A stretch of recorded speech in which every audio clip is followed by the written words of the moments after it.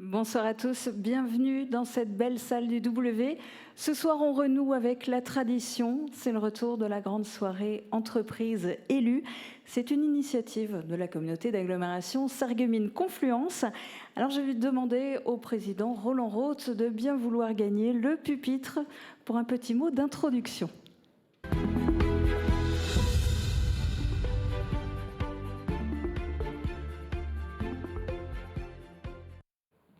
Voilà, Monsieur le député, Madame la sénatrice, Monsieur le président du Conseil régional Grand Est, Mesdames et Messieurs les conseillers régionaux et départementaux, Mesdames et Messieurs les maires, vice-présidents, conseillers municipaux et conseillers communautaires, Mesdames et Messieurs les chefs d'entreprise et vos collaborateurs, Mesdames et Messieurs, je voudrais tout d'abord vous saluer collectivement et vous remercier d'avoir bien voulu répondre à notre invitation pour cette rencontre qui se veut avant tout conviviale dans le cadre du W qui nous a une nouvelle fois été mise à disposition par Sonia, Madame la maire où elle est, ici, voilà, merci beaucoup. C'est toujours avec bonheur et enthousiasme que j'interviens devant vous à l'occasion de notre soirée Entreprises élues, car lorsque je suis amené à parler de développement économique, il n'y a jamais de la place pour la lassitude, mais uniquement à l'enthousiasme et à la volonté d'aller toujours de l'avant. Cette année, la joie de vous retrouver est décuplée, car nous nous retrouvons après 4 années d'interruption liées tout d'abord à la crise sanitaire, puis à la volonté de réaliser des économies lors de la flambée des coûts énergétiques. Si nous n'avons pas pu nous retrouver à l'occasion de ce moment symbolique, nous n'en avons pas pour autant coupé le lien qui unit la communauté d'agglomération et les entreprises de son territoire. Ainsi, avec l'ensemble de mes collègues élus de la communauté d'agglo, nous essayons, comme depuis 30 ans, de nous inscrire dans une dynamique comparable à celle qui guide les chefs d'entreprise, à savoir celle qui nous conduit à anticiper et à nous projeter sans cesse vers l'avenir. C'est pourquoi nous sommes pleinement investis dans l'action au profit de l'accompagnement des acteurs économiques du territoire et dans la préparation d'un avenir porteur d'essor des activités et de l'emploi. Je tiens donc à rappeler ce soir que nous sommes à votre disposition pour vous écouter, vous soutenir et vous aider au mieux dans vos problèmes du quotidien ou pour faciliter la concrétisation de vos projets de création ou de développement d'entreprise. Je souhaite préciser aussi que la communauté d'agglomération s'intéresse à tous les projets économiques, quelle que soit leur taille ou leur secteur d'activité. Vous pourrez d'ailleurs le constater lors des films d'actualité qui vous seront présentés ce soir. Si les projets majeurs sont souvent mis davantage sous la lumière du fait de leur important effet structurant pour notre territoire, nous sommes aussi attentifs aux plus petits projets qui sont essentiels au maillage économique de notre agglomération. Nous savons aussi que certains de ces projets, qui prennent d'ailleurs parfois naissance au sein de notre pépinière d'entreprise, deviennent par la suite de belles PME dynamiques et reconnues pour leur excellence. N'hésitez pas à nous solliciter si nous ne pouvons pas résoudre directement votre problème. Nous ferons en sorte de jouer un rôle de facilitateur, soit auprès des services de l'État, soit auprès des autres collectivités partenaires du développement économique. Pour ce retour de la soirée Entreprises élues, vous noterez également que nous avons choisi un nouveau format. En effet, même si nous avons pu assister à des interventions d'orateurs de qualité sur des thématiques économiques diverses, nous avons choisi de nous recentrer sur l'actualité économique locale, en mettant davantage en avant les projets de vos entreprises et surtout en donnant la parole à des dirigeants locaux, dans un premier temps lors d'une table ronde et dans un second temps lors d'échanges avec la salle. Je remercie donc par avance tous les chefs d'entreprise et les élus qui ont accepté de participer activement à la réussite de cette soirée. Je tiens enfin à effectuer des remerciements particuliers. En effet, lors de la table ronde et en conclusion de cette soirée, vous aurez le plaisir et le privilège d'entendre l'intervention de M. Franck Leroy, président du Conseil régional Grand Est, qui nous fait l'honneur de sa présence ce soir et que je remercie encore pour sa grande réactivité dans le cadre du dossier Holosulis. Le Conseil régional est le chef de file du développement économique. Aussi pourra-t-il vous exposer sa vision d'avenir pour notre région, ainsi que les engagements de la collectivité qu'il préside en faveur du soutien aux entreprises. Sur notre territoire où industrie, artisanat, commerce et services sont très développés, je sais que son intervention ne manquera pas de retenir votre attention. En espérant que cette soirée vous sera agréable, je vous remercie pour votre attention. On m'a validé 5 minutes, je crois que... bon, je ne sais pas si j'ai dépassé un peu, mais enfin, bon, je ne suis pas loin. Je m'arrêterai donc là. Julia. C'est vous le président. Merci en tout cas.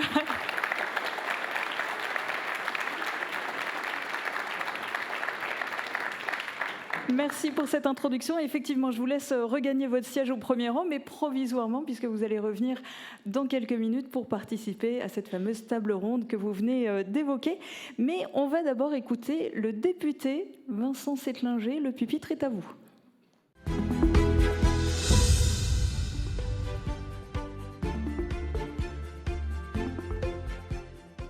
Bonsoir à toutes et à tous. Monsieur le Président du Conseil régional, cher Franck, Madame la sénatrice, chère Catherine, Monsieur le Président de la communauté d'agglomération, cher Roland, Monsieur le maire de Sarreguemines et premier vice-président de la CASC, cher Marc, Mesdames, Messieurs les conseillers régionaux, maires, vice-présidents de la CASC, Mesdames, Messieurs les chefs d'entreprise et collaborateurs.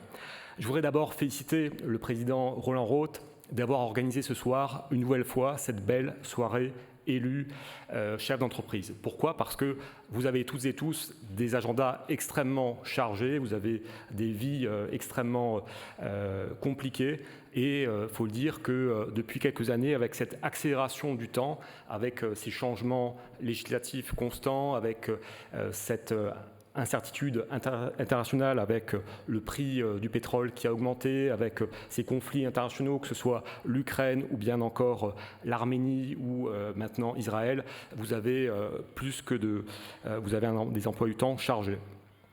Vous êtes un peu multicasquette, puisque vous êtes à la fois DRH, à la fois directeur financier, à la fois vous devez être bon en marketing, vous devez être stratégique.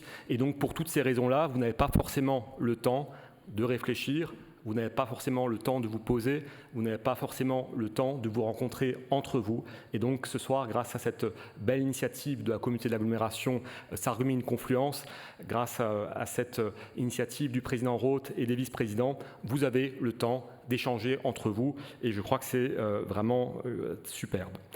Je crois qu'en plus, j'ai un collaborateur parisien qui aime bien l'expression d'économie Tinder. Tinder, vous le savez tous, c'est cette application de rencontre. Alors vous allez me dire pourquoi je parle de cette application Tinder, parce que sur cette application, on rencontre des jeunes femmes, des jeunes hommes du secteur. Et bien c'est un peu pareil pour le monde d'entreprise. C'est toujours plus facile de rencontrer des entreprises de notre secteur, du pays de Sarreguemines, plutôt que de faire affaire à des entreprises qui sont situées à l'autre bout du monde. Je crois que Roland l'a bien dit, chaque emploi compte et on peut être d'autant plus fier ce soir de recevoir le président du Conseil régional Grand Est, Franck Leroy. Je dis souvent en plaisantant, je pense que Franck doit avoir plusieurs hologrammes parce qu'il est le matin à Épernay ou à Reims, il est à midi à Strasbourg et encore le soir au fin fond de la Meuse ou du Pays de Bitche. Donc le fait que tu sois là, cher Franck, ça montre l'importance que tu attaches à ce beau territoire de Sarreguemines, ce territoire qui est aujourd'hui extrêmement dynamique, ça a été dit, avec ces différents projets, notamment le projet Holosolis, parce que grâce à vous, grâce à cet engagement des élus et des chefs d'entreprise, aujourd'hui, on peut être fier d'être certainement, peut-être pas le territoire, mais l'un des territoires les plus dynamiques au niveau de la région Grand Est et même au niveau français, parce que figurez-vous que lorsque le projet Holosolis a été lancé il y a maintenant quelques mois, je peux vous dire que bon nombre de collègues députés, de collègues sénateurs, Catherine, tu me confirmeras ça également, étaient extrêmement jaloux que cette belle entreprise ait choisi le pays de Sarreguemines pour s'implanter et n'ait pas choisi un autre territoire en France ou en Europe. Alors merci à toutes et à tous et passez encore une très belle soirée. Merci beaucoup.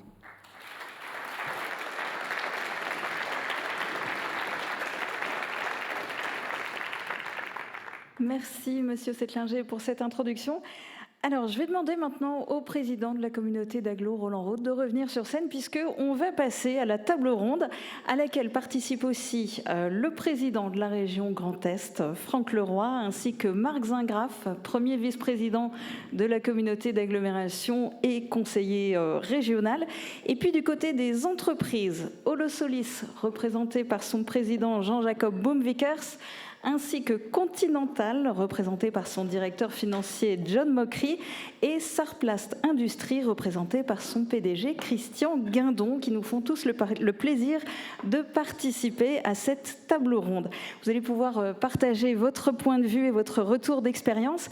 Et puis j'en profite aussi, on vous l'a dit, il va y avoir un échange avec la salle, donc à l'issue de cette table ronde. Donc n'hésitez pas, entre-temps, si vous avez des questions, à les noter pour ne pas les oublier.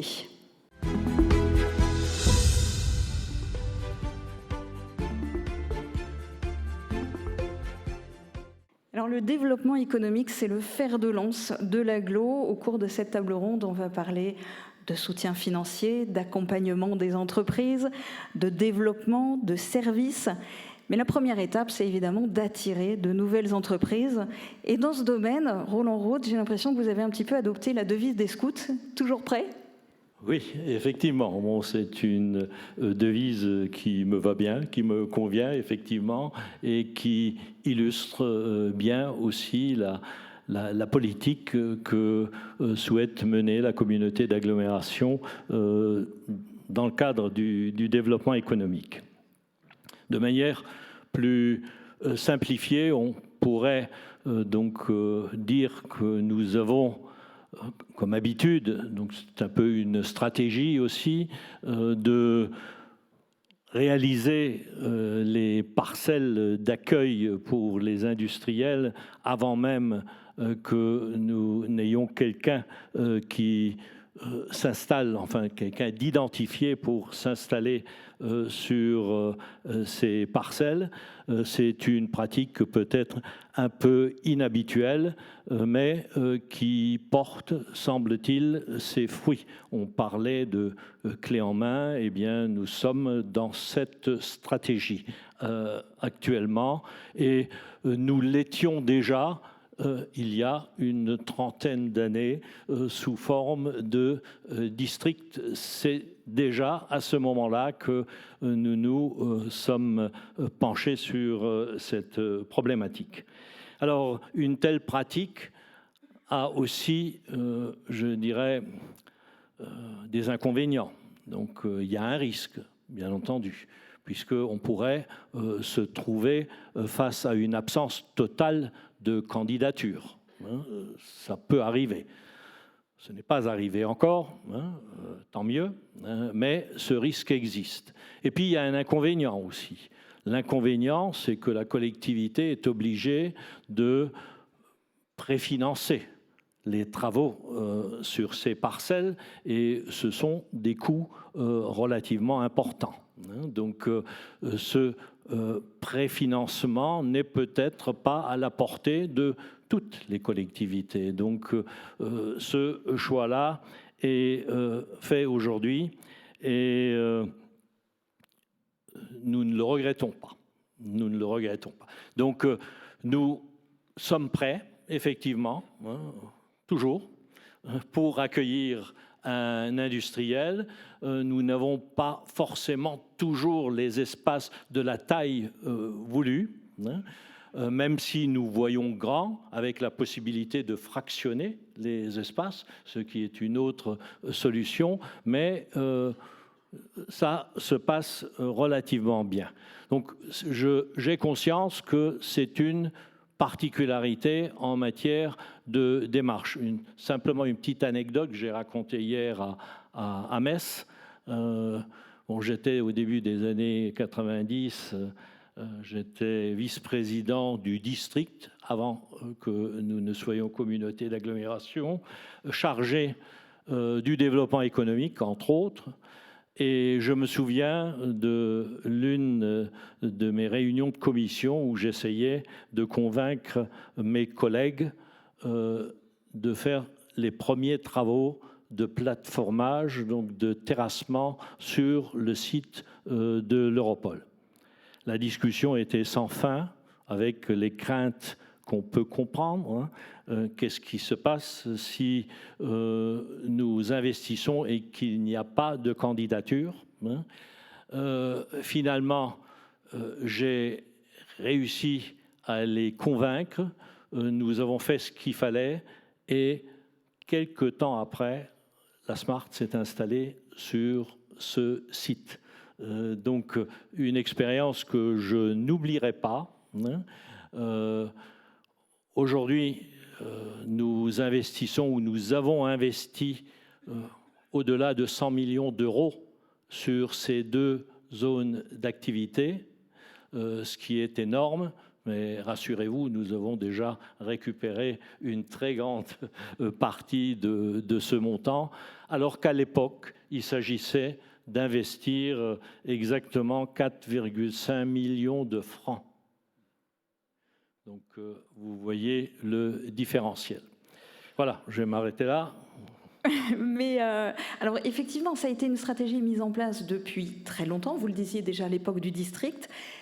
La question, elle est plutôt, est-ce que cette stratégie sera encore possible à l'avenir? Et là, je crois que seul le président de la région Grand Est est en mesure de répondre, parce qu'avec les nouvelles lois, est-ce que le SRADET, donc le schéma régional d'aménagement, de développement durable et d'égalité des territoires, va aller à l'encontre de l'artificialisation des sols? Est-ce que la communauté d'agglomération Sarreguemines-Confluence va encore être en mesure de viabiliser comme ça des parcelles en avance, avant même qu'une entreprise ne se montre intéressée? Oui, sans aucun doute. La vraie difficulté que nous avons néanmoins, et c'est une préoccupation qu'ont aujourd'hui tous les pays européens, c'est la maîtrise de l'artificialisation des sols. C'est-à-dire que, je voudrais d'ailleurs déjà saluer toutes les personnes présentes dans la salle, pardon d'avoir pas commencé mon propos par ces salutations, vous dire tout le plaisir que j'ai d'être parmi vous, remercier Roland pour son invitation. Mais je veux dire par là que ça a réussi ici à Sarreguemines, il n'y a pas de raison que ça ne réussisse pas demain. La vraie question qu'on doit se poser aujourd'hui, c'est notre rapport au sol, d'une manière générale. Pourquoi ? Parce que nos sols sont les sols qu'on artificialise, c'est-à-dire qu'on urbanise, pour employer un terme un peu plus compréhensible, ce sont des sols qui, pour l'essentiel, sont des sols agricoles. Et qui plus est, des sols qui sont souvent extrêmement fertiles, puisqu'historiquement, si les villes se sont installées sur un certain nombre de territoires, c'est parce qu'elles avaient une capacité de production alimentaire à proximité de ces lieux. Aujourd'hui, nous sommes confrontés à plusieurs défis. Le premier défi, c'est le défi alimentaire. Nous avons de plus en plus d'habitants sur la Terre et nous savons que les rendements agricoles ont tendance à baisser. Ils baissent pour deux raisons. Un, le réchauffement climatique. Le manque d'eau, notamment, fait baisser les rendements, les sécheresses, les canicules. Et deuxièmement, la diminution des intrants, c'est-à-dire des engrais, souhaités par le consommateur, fait baisser les rendements. Donc, si on continue d'utiliser autant de sols qu'on en consomme, quand on consomme 100 hectares aujourd'hui, 85 hectares consommés sont des espaces agricoles. Si on continue chaque année, et ce pendant des dizaines d'années, on aura une vraie difficulté qui sera une perte d'indépendance alimentaire. Cette question se pose en France, elle se pose dans tous les pays d'Europe, voire sans doute du monde un jour ou l'autre. La deuxième question, c'est que ces sols, ils ont également une dimension écologique importante.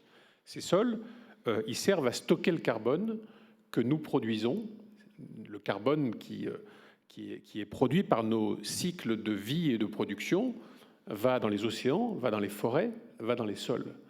Alors, on doit réduire évidemment notre empreinte carbone collectivement, mais comme on sait qu'en 2050, on continuera de produire du carbone, il faut conserver une capacité de stockage de ce carbone, faute de quoi la température de la planète continuera de monter et on n'arrivera pas à endiguer ou à ralentir ces catastrophes. Je suis originaire du Pas-de-Calais. Dans l'entreprise de mon frère, en ce moment, il y a 1 mètre d'eau. C'est une imprimerie. Vous imaginez le lien entre le papier et l'imprimerie. Et il doit subir en ce moment même sa 3e crue en une semaine. C'est-à-dire qu'à nouveau, après que les entreprises soient venues pour nettoyer l'entreprise, à nouveau l'entreprise a 1 mètre d'eau. Tout ça peut arriver demain, ici, chez vous. Je ne veux pas être l'oiseau de mauvais augure, mais je veux dire par là que les phénomènes climatiques que nous connaissons deviennent de plus en plus violents, de plus en plus extrêmes, vers des chaleurs, vers des sécheresses, mais aussi vers des précipitations absolument terribles. Donc les sols sont une garantie extrêmement importante aussi parce qu'ils permettent à l'eau de s'infiltrer là où l'urbanisation ne permet pas à l'eau de s'infiltrer. Donc nous devons avoir en tête cet élément nouveau, ça fait partie des exigences de la transition écologique, mais pour autant, on doit conserver une capacité d'accueil des entreprises. Ce qu'il faut simplement, c'est peut-être être un peu plus rationnel. On a consommé par le passé, j'allais dire partout en France, quelle que soit la taille des communes, quelle que soit la dynamique des territoires, on a consommé énormément d'espace parce qu'on avait la conviction qu'on avait en France un grand pays, ce qui est vrai, en tout cas plus grand que le Danemark, la Hollande et d'autres, et qu'on pouvait se permettre de s'étaler. Sauf que quand on s'étale, un jour ou l'autre, on est contraint, et pour le coup, les rapports du GIEC sont absolument catégoriques en la matière, et personne ne peut contester cette réalité du réchauffement climatique et du dérèglement climatique. Donc ce qu'il va nous falloir apprendre, c'est de combiner développement économique et respect écologique. Je ne suis pas du tout dans la décroissance, je ne fais pas partie non plus de ces élus. Il y en a quelques-uns qui font la politique de l'autruche en disant le réchauffement climatique, c'est n'importe quoi, ça n'a jamais existé, ou ça revient de manière cyclique tous les milliers d'années. Ce n'est pas vrai. L'influence qu'a pu avoir l'homme sur la transformation du climat est avérée et démontrée par tous. Ce qu'il faut maintenant, c'est agir avec discernement. Et on observe par exemple qu'aujourd'hui, un certain nombre d'entreprises et des grosses entreprises industrielles, sous l'impact de la crise, notamment crise énergétique, ont tendance à compacter leurs entreprises. C'est-à-dire qu'à une époque, on avait tendance tous à s'étaler.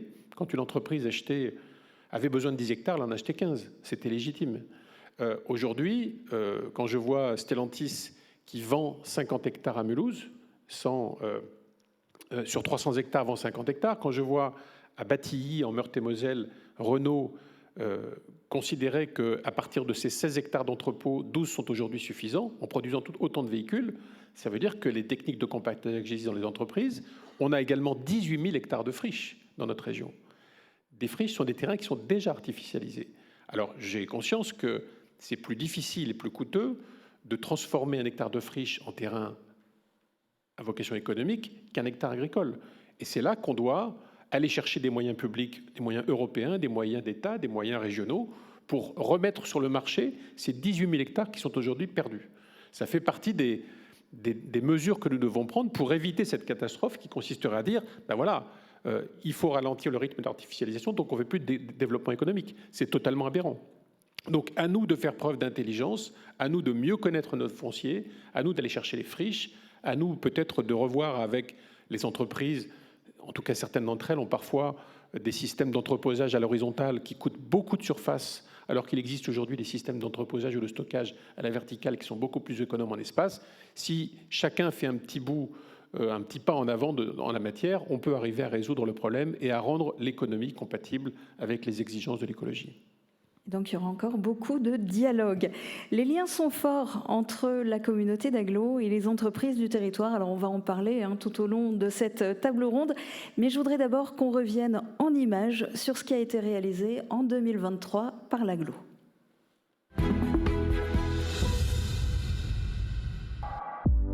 Depuis toujours, la communauté d'agglomération Sarreguemines-Confluence s'engage aux côtés des entreprises pour les aider dans leur développement. L'agglo s'est engagée en 2023 à restaurer les signalétiques de jalonnement sur l'ensemble des zones industrielles, artisanales et commerciales du périmètre communautaire.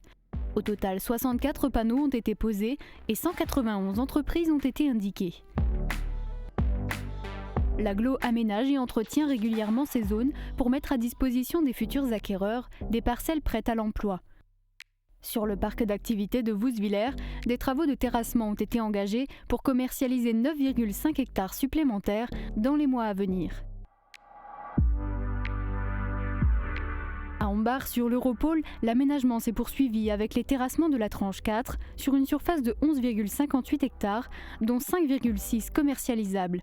Les travaux ont représenté un investissement total d'1 230 966 €. En parallèle, les études pour l'aménagement de la phase 3 ont avancé, les fouilles archéologiques préventives auront lieu fin 2023 et les premiers travaux de terrassement sont prévus pour le printemps 2024. Dans le cadre du plan de prévention des risques technologiques du site Ineos Polymère à Sarralbe, des mesures foncières ont été engagées. 11 propriétés sont concernées par le délaissement ou l'expropriation sur les communes de Villorval et Sarralbe pour plus d'1,4 million €. Des mesures de réduction de la vulnérabilité ont également été prises.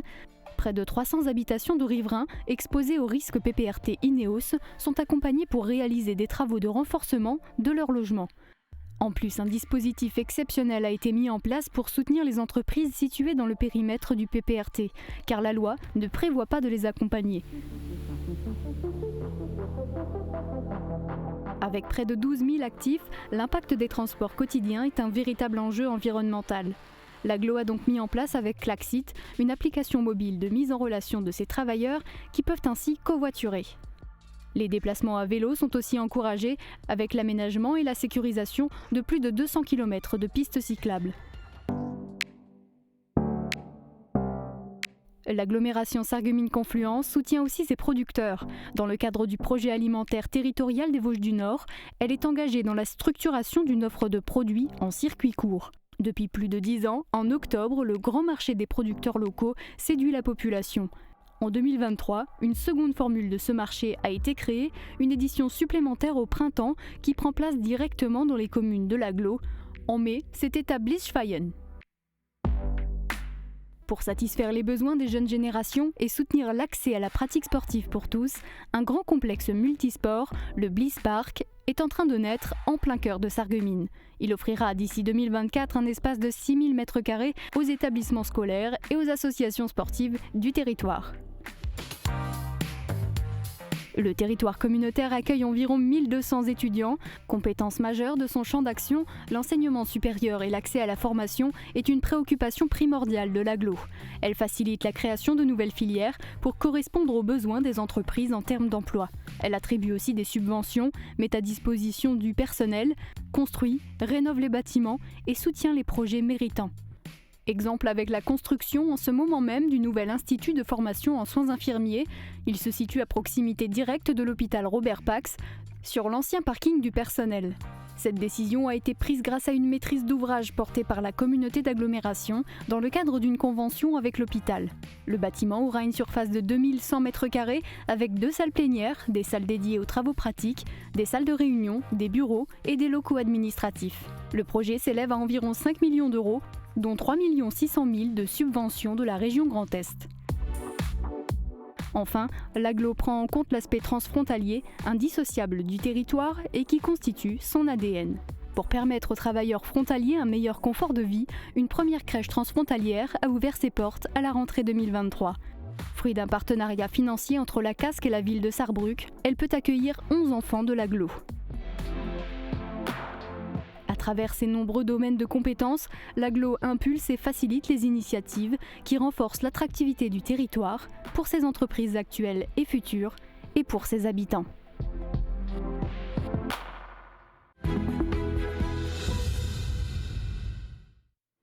Alors on vient de le voir, les axes sont très variés, ils sont le résultat de choix politiques.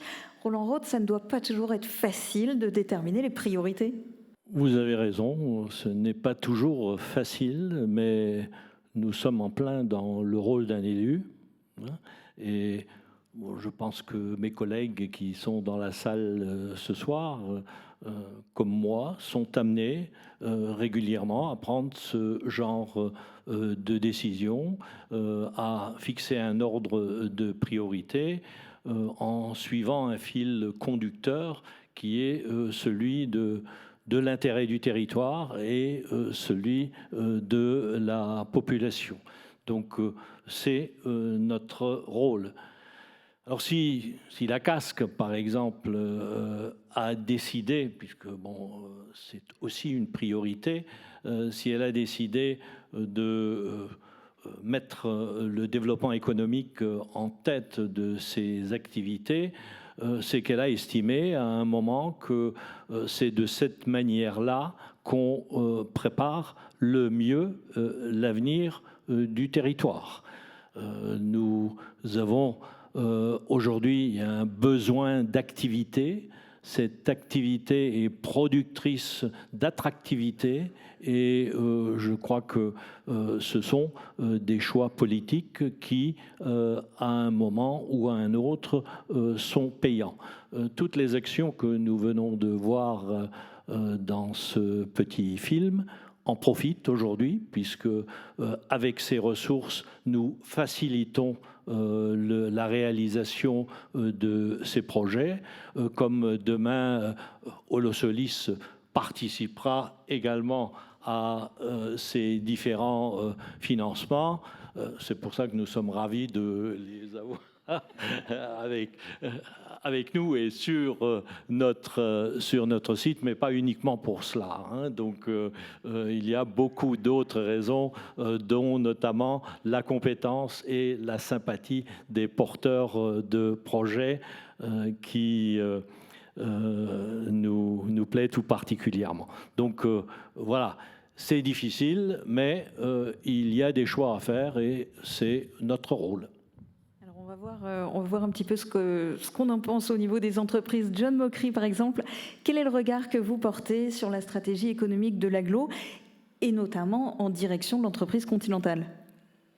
Bonsoir. Tout d'abord, je tiens à remercier la communauté d'agglomération pour avoir invité Continental ce soir et particulièrement à cette table ronde.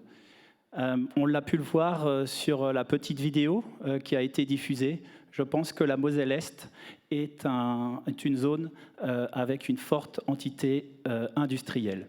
Et je pense aussi que la Casques, depuis longtemps, a compris l'importance de l'activité industrielle.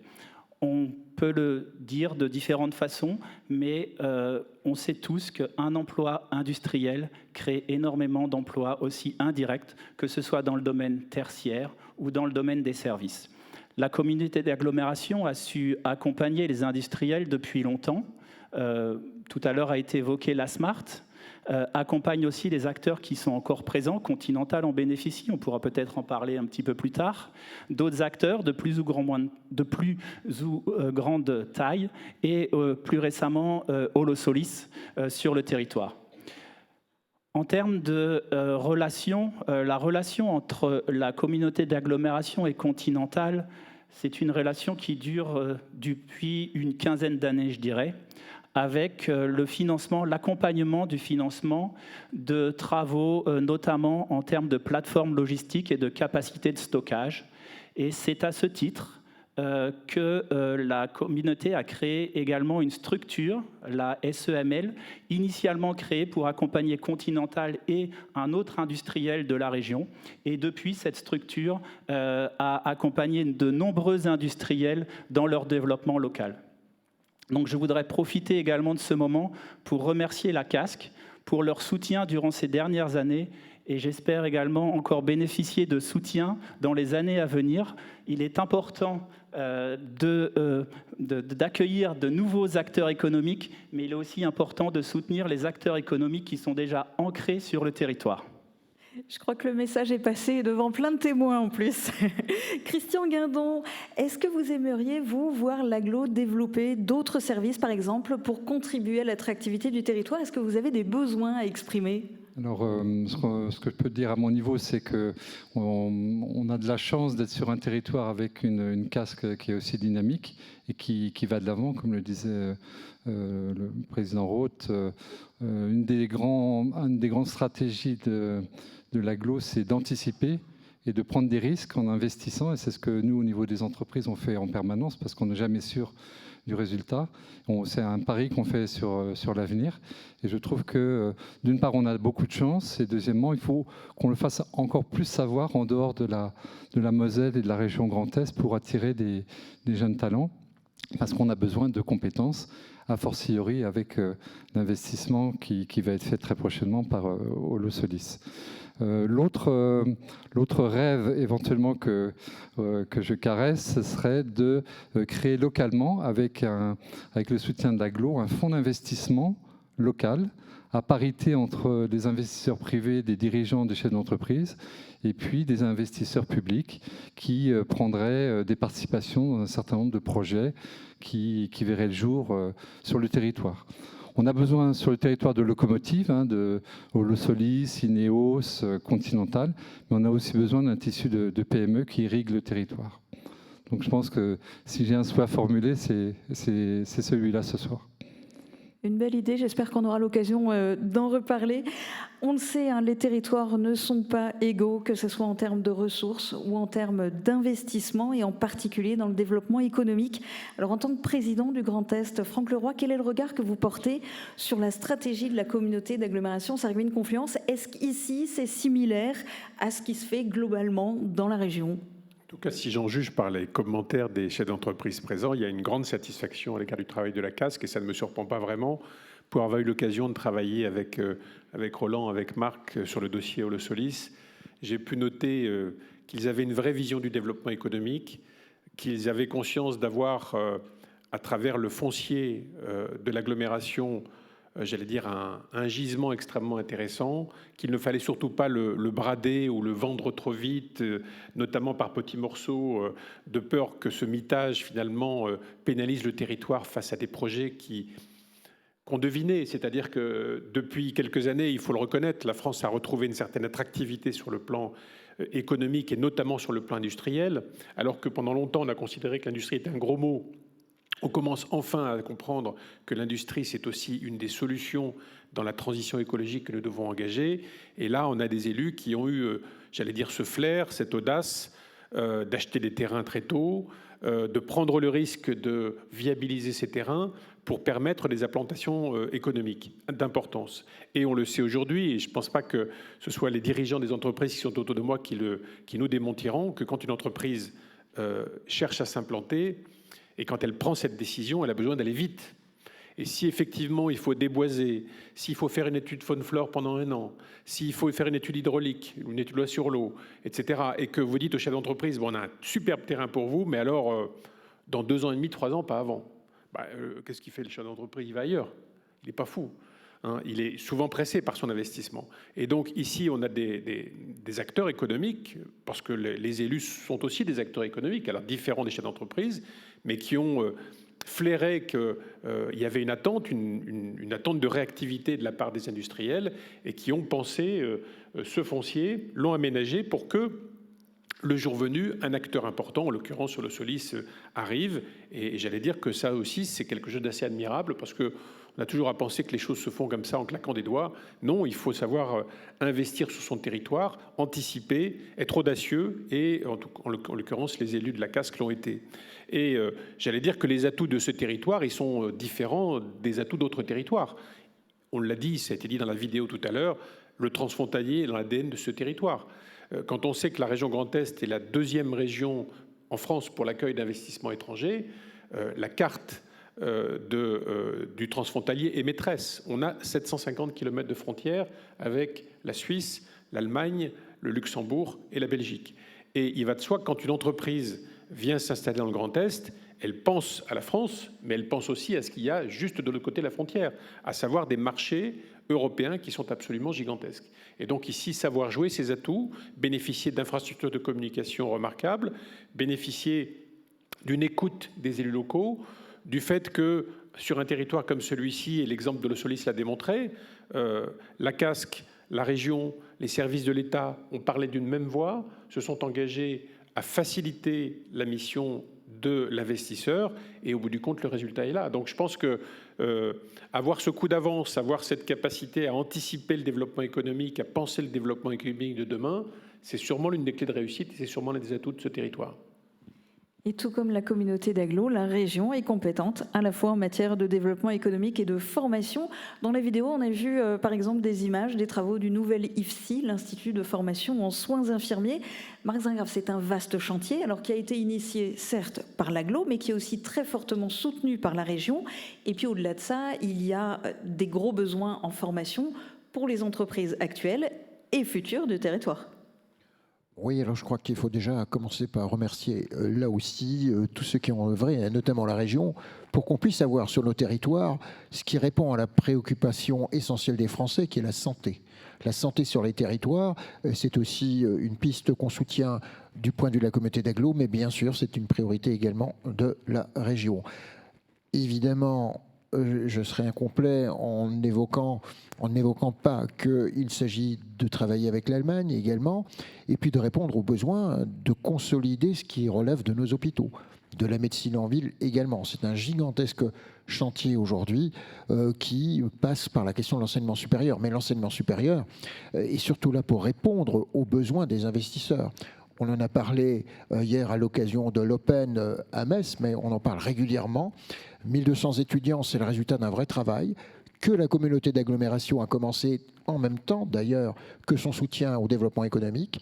L'un ne va pas sans l'autre, parce que la raison d'être de notre soutien à l'enseignement supérieur, c'est de fournir les forces vives qui permettent à notre territoire de travailler.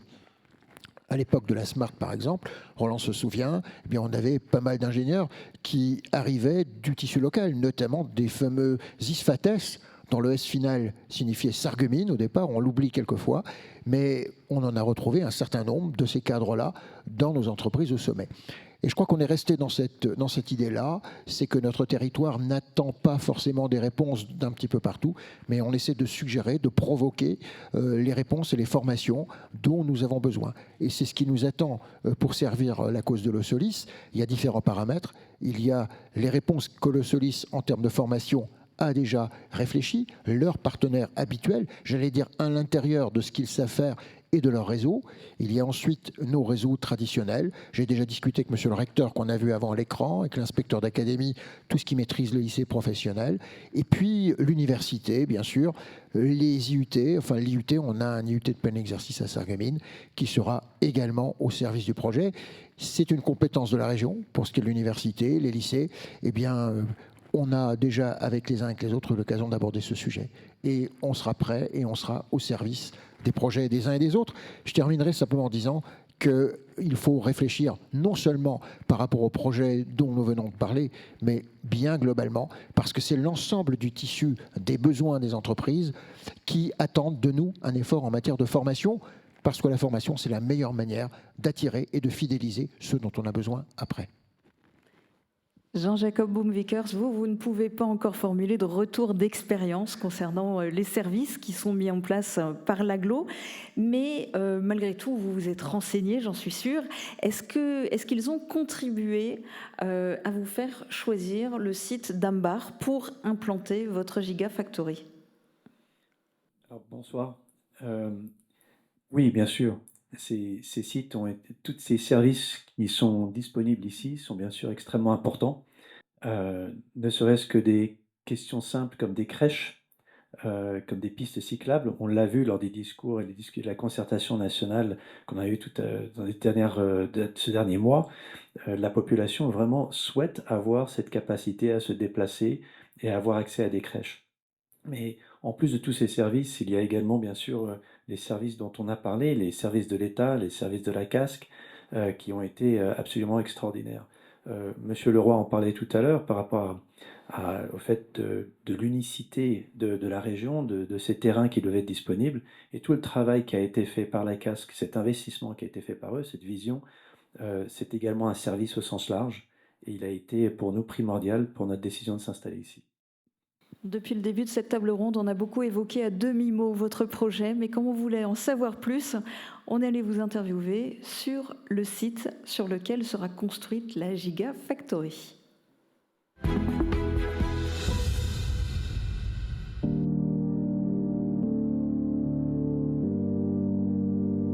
Notre objectif, c'est de développer le photovoltaïque en France. Il faut dire que la France est en retard par rapport à d'autres pays d'Europe. On est un pays colossal et on installe 2 fois moins de photovoltaïque en France qu'aux Pays-Bas. Également 2 fois moins qu'en Pologne. Et donc c'est assez étonnant. Il y a énormément de potentiel et le gouvernement français va s'orienter vers développer plus de photovoltaïque parce que comme vous le savez, nos centrales nucléaires commencent à devenir un petit peu fatiguées et elles ne seront pas remplacées, même si on commençait aujourd'hui, avant 2035. Donc nous avons besoin d'un système de transition et le photovoltaïque est le seul produit énergétique que l'on peut installer à aussi grande échelle et aussi rapidement. Et l'objectif de l'Ausolis, c'est de monter sur ce site magnifique une gigafactory de panneaux et de cellules photovoltaïques d'une puissance de 5 gigawatts en 2027 lorsque l'usine sera totalement à pleine capacité. Cela représente 10 millions de panneaux photovoltaïques par an.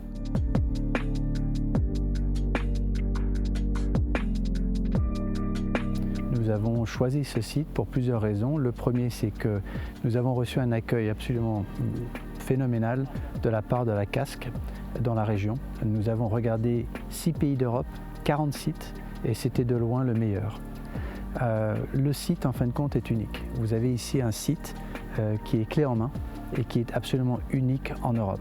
Toutes les personnes que nous avons rencontrées étaient toutes enthousiastes par rapport à l'arrivée de ce projet, par rapport aux emplois que cela va créer, par rapport également à la diversification du type d'emploi que l'on va apporter, parce que fabriquer une cellule photovoltaïque, c'est fabriquer un semi-conducteur. Donc pour une industrie ici qui a été très axée sur l'automobile, c'est vraiment diversifier les formations et c'est un plus pour la région.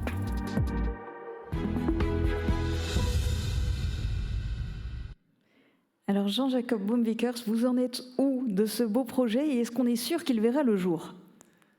Alors, on est sûr de pas grand-chose dans la vie, excepté, comme on dit aux États-Unis, les taxes et la mort. Mais oui, notre objectif, bien sûr, le projet avance très très bien, entre autres grâce au soutien de l'État, grâce au soutien de la CAS, grâce au soutien de la région.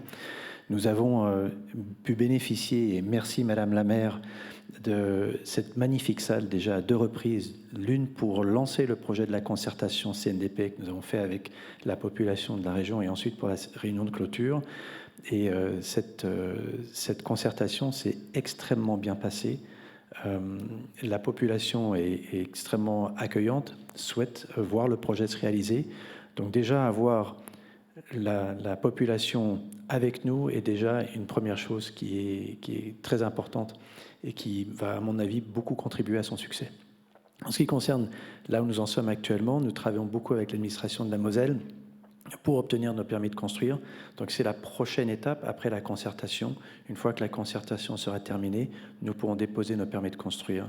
Et notre objectif est que les permis de construire seront purgés d'ici la fin de l'été et que nous pourrons commencer la construction de l'usine en septembre de l'année prochaine, donc à la rentrée de l'année prochaine. Un calendrier serré. Alors je me tourne vers les autres chefs d'entreprise. En premier lieu, Christian Guindon, quel est le regard que vous portez sur ce projet Holosolis ? Écoutez, je trouve que c'est un projet absolument extraordinaire. C'est une chance incroyable pour tout le territoire, la Moselle-Est et même toute la région Grand Est, hein, puisque c'est un projet majeur. J'étais à la présentation hier, 1700 emplois créés, c'est incroyable. Et comme le disait John, on dit toujours un emploi industriel génère 5 emplois indirects.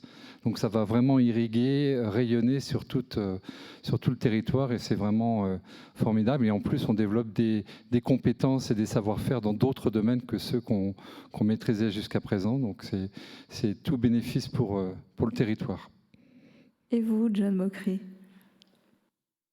Encore une fois, je pense que l'implantation d'Holosolis ici montre l'attractivité et la compétence des personnes présentes dans la salle qui ont pu accompagner ce projet et qui accompagnent aussi d'autres entreprises.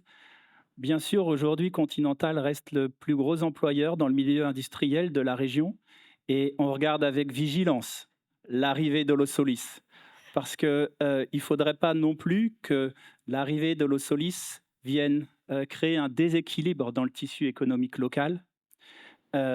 Aujourd'hui, on a aussi un certain nombre d'élus dans cette salle et je pense qu'on peut faire peut-être un appel commun pour préparer l'arrivée d'Holosolis en créant les moyens pour attirer du monde dans la région, former du personnel et certaines régions ont déjà créé un certain nombre d'organismes. Par exemple, dans la région de Besançon, une école de production pour répondre justement aux besoins des acteurs économiques locaux. Peut-être pouvons-nous nous en inspirer aussi et justement dans le cadre de l'arrivée d'Holosolis, mais également pour les métiers qui sont déjà en tension dans la région, et je pense notamment aux métiers de la maintenance et de l'automatisme. Donc je fais un petit appel encore une fois aux élus pour accompagner les entreprises dans le cadre de la formation. Et ça pourrait être effectivement la suite du programme, puisque Roland Roth, les services de l'Agglo se sont déjà particulièrement mobilisés pour accompagner la venue d'Holosolis. Oui, je crois qu'en matière de mobilisation, vous pouvez vous imaginer que l'arrivée d'un projet comme Holosolis perturbe un peu le quotidien des services, c'est le moins qu'on puisse dire. Et un gros travail a déjà été réalisé, toujours en partenariat, bien entendu, avec l'équipe d'Holosolis. Nous avons travaillé en 2 phases, on peut voir ça comme ça au jour d'aujourd'hui. Donc la première phase entre le premier contact et la prise de décision, qui est une phase compliquée, puisque ça oblige les responsables de la communauté d'agglomération, sous la houlette d'Arnaud Maty, à répondre rapidement et de façon précise à un certain nombre de questions qui sont posées, je dirais, au quotidien, à certains moments. Donc un besoin urgent et important d'information en provenance de la communauté d'agglomération. Et en même temps, ces mêmes services sont obligés de mettre en avant les atouts de notre territoire, puisque nous avons envie de mettre le territoire en lumière pour que la décision, au final, aille dans le bon sens. C'est ce qui s'est passé et nous en sommes ravis, bien entendu. Et nous avons passé à la seconde phase, qui est une phase de préparation de la partie construction et le passage par les formalités administratives comme la concertation publique qui vient de se terminer, qui s'est effectivement particulièrement bien passée et sur laquelle les services ont travaillé toujours en collaboration avec l'équipe Holosolis au cours de l'été pour préparer les dossiers qui ont été remis à la population. Donc tout un travail de fond qui a porté ses fruits. Donc je ne peux, de mon côté, que féliciter les services de la communauté d'agglomération pour l'énorme travail qui a été fait en partenariat avec Holosolis. Et Jean-Jacob Boom-Vickers, je suppose que cette mobilisation générale des services de la casque, ça a dû jouer au moment de décider du lieu d'implantation ? Oui, énormément. Alors, effectivement, je souhaite confirmer ce qu'a dit le président Roth. La mobilisation, d'une part, des équipes de la casque pour nous aider lors de toute la procédure de concertation nationale du débat public a été extraordinaire. Mais rien d'autre à dire que extraordinaire. Et je tiens à remercier également Monsieur Maty et toute son équipe qui ont vraiment fait un travail d'accompagnement et d'aide au jour le jour vraiment extraordinaire. Mais pour répondre plus précisément à votre question, notre décision de s'installer ici, comme je l'ai dit, on a impacté 6 pays d'Europe, 40 sites à travers 6 pays d'Europe.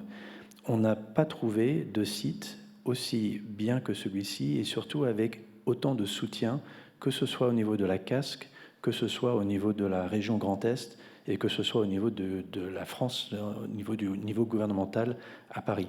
Donc ça a été vraiment crucial pour nous dans notre décision de prendre ce site. À nouveau, on a regardé l'Espagne, le Portugal, la Pologne, la Roumanie, l'Allemagne et la France. Et la notion d'avoir des sites clés en main, comme celui-ci ici, on en a parlé, est vraiment un aspect qui a été crucial. Mais son emplacement géographique, on est à une journée de camion de 85% de notre marché, mais surtout le soutien dans tout ce qui est les démarches administratives que l'on doit faire actuellement pour obtenir ces permis de construire. C'est différents pays par pays, et nous sommes réellement pris par la main, par la préfecture, par l'arrêt casque, pour passer toutes ces étapes. Et on espère les passer le plus rapidement possible. Et comme quoi c'est payant. De nombreux dispositifs existent pour accompagner les entreprises du territoire. Alors voici un aperçu en images de ce qui est déployé sur le territoire de la communauté d'Agglo.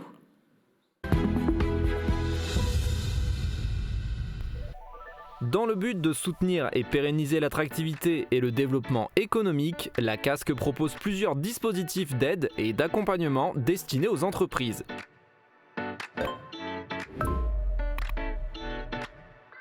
Elle est attribuée aux commerçants, artisans ou petites entreprises de moins de 20 salariés. Il s'agit d'une subvention plafonnée à 5 000 € pour les investissements. En cas de reprise d'entreprise en difficulté ou création d'un emploi, les demandeurs peuvent également bénéficier du financement d'un poste en CDI, CDD ou contrat d'apprentissage. Pour le dépôt de leur dossier, Espace Entreprise propose un accompagnement. Au total, 67 entreprises ont bénéficié d'une aide depuis 2019. Parmi elles, le coiffeur unique à Sarreguemines pour la création de 2 CDI, l'entreprise Fico Filtration pour un projet permettant la création de 4 emplois et la boulangerie Au Grain de Folie avec une subvention permettant la création de 2 emplois. Elle se présente sous la forme d'une enveloppe de 200 000 € divisée à moitié entre l'agglo et le département. Elle concerne les entreprises de 20 salariés maximum et vise à aider les investissements immobiliers tels que la construction de bâtiments, la réhabilitation ou encore l'ouverture de magasins. Pour l'agglo, cela représente 8 lettres d'intention et 4 dossiers soutenus en 2022. Pour 2023, 2 dossiers ont été votés pour un montant de 60 000 €.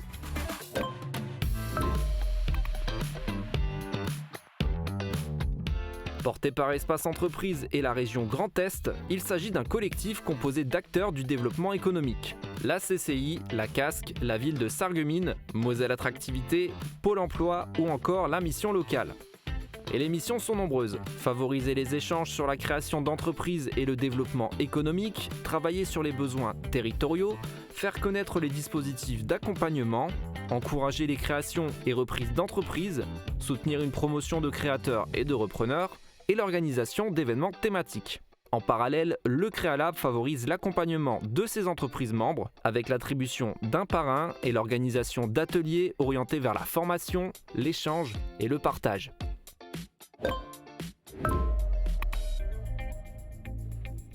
Cette plateforme d'initiative locale poursuit plusieurs objectifs. Soutenir et accompagner les porteurs de projets, créateurs ou repreneurs qui ne disposent pas de fonds propres ou de garanties nécessaires avec un prêt d'honneur sans intérêt d'un montant de 1 000 à 15 000 euros. Informer et animer à travers le club des entrepreneurs de Moselle-Est et de réunions trimestrielles où les créateurs tissent des liens et étoffent leur réseau. Enfin, aider et accompagner les projets de prêt d'honneur solidaire BPI et les pré-créations reprises BPI.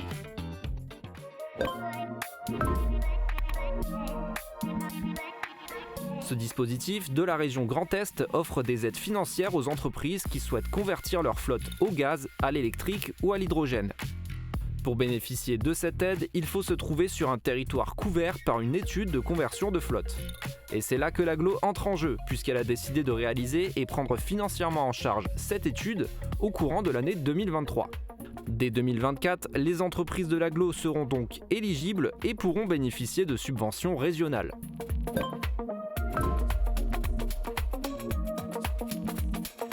Après avoir modernisé son réseau câblé pour les particuliers, l'Agglo a mené à bien le déploiement d'un réseau de fibres optiques adapté aux entreprises des zones d'activité du territoire. Avec le contrat d'exploitation technique et commerciale confié à Alsatis depuis 2011, le partenariat est renouvelé depuis début 2022 avec un catalogue de services maintenu et une baisse de 6% sur l'offre activée d'entrée de gamme.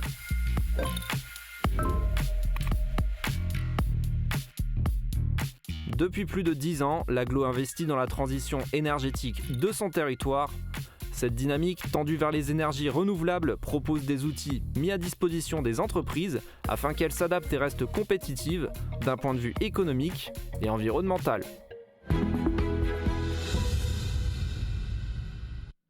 Alors Franck Leroy, on l'a vu dans cette vidéo, il y a notamment le dispositif de la région Grand Est, subvention mobilité faible émission, qui va pouvoir se déployer sur le territoire de l'Agglo. Mais est-ce qu'il y a encore d'autres aides ou dispositifs dont pourraient bénéficier les entreprises du secteur ?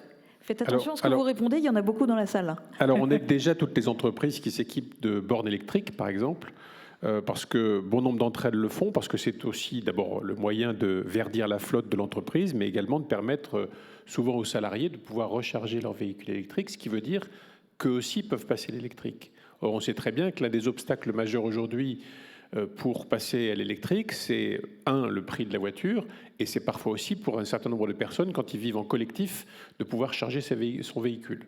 Quand l'entreprise vous permet l'accès à l'électricité pour charger vos véhicules, vous arrivez à résoudre un problème chez les salariés qui, pour certains d'entre eux, savent très bien qu'en passant l'électrique, ils vont faire des économies importantes de coûts de carburant et donc participer à leur manière à la transition écologique. Et puis, ce qui a été évoqué dans le plan mobilité verte que vous avez indiqué tout à l'heure, c'est qu'effectivement, on est intimement persuadé qu'avec les nécessaires adaptation au changement climatique, avec la nécessité d'engager la transition écologique, il nous faut faire régresser les industries fossiles.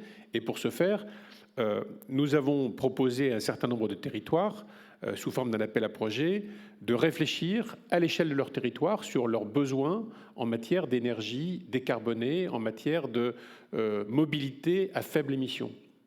La CASC a répondu à cette étude, une étude qui était financée à 80% par la région, l'objectif étant de voir qui est intéressé à l'échelle d'un territoire par le fait de changer la motorisation des véhicules. Ça peut être des transporteurs, ça peut être la communauté d'agglomération, ça peut être des bennes ordures ménagères, ça peut être des cars, ça peut être bien d'autres utilisateurs, et en même temps d'examiner quel est le potentiel de production des territoires. Certains territoires ont un potentiel énergétique important à travers la présence d'énergie renouvelable en quantité, à travers des capacités de production d'hydrogène demain. L'idée, c'est d'essayer d'imaginer que dans certains territoires, on va avoir de plus en plus de besoins en termes de mobilité faible émission, et en même temps, on a sur ce même territoire la capacité de produire cette énergie renouvelable. Ça peut être, encore une fois, ça s'est fait sur un certain nombre de territoires dès maintenant, de la production d'hydrogène. Ça peut être effectivement de la production d'électricité à partir d'éoliennes, à partir de champs de panneaux photovoltaïques. Et si demain on arrive à accoupler une dynamique autour de la production de zones d'énergie renouvelable, avec en même temps un besoin croissant en termes de mobilité à faible émission, on arrive à créer des écosystèmes locaux qui fonctionnent très bien. Donc ce sera le cas effectivement à la CASC, parce que la CASC a souhaité engager cette étude, ce qui du coup ouvre aux entreprises, ouvre aux transporteurs, ouvre à celles et ceux qui vont travailler régulièrement dans les zones à faible émission. Il n'y en a pas ici, mais qui dit qu'il n'y en aura pas un jour, compte tenu de l'évolution de la législation. En tout cas, ça permet d'ouvrir ce champ des possibles en matière d'aide. Roland Roth, parmi les différents dispositifs qui étaient évoqués dans cette vidéo, il y a notamment A2I et AMI 57, dont les dossiers sont instruits par Espace Entreprise. Et c'est loin d'être son seul rôle. Espace Entreprise, c'est un peu aussi une pépinière dans laquelle s'épanouissent des entreprises. Effectivement, le rôle d'Espace Entreprise ne s'arrête pas au montage de dossiers. Espace Entreprise est d'ailleurs une structure qui a été créée il y a facilement 25 ans, donc par la ville de Sarreguemines, dans un premier temps, et a été transférée à la communauté d'agglomération au moment de la transformation du district en agglo, tout simplement pour des problèmes de compétences, puisque la compétence revenait à la communauté d'agglomération à ce moment-là. Le cœur de métier, je dirais, d'Espace Entreprise est d'accueillir des créateurs, de jeunes créateurs d'entreprises, jeunes ou moins jeunes, peu importe, mais qui se lancent dans une affaire et qui sont très souvent gênés par les tracasseries administratives ou de comptabilité.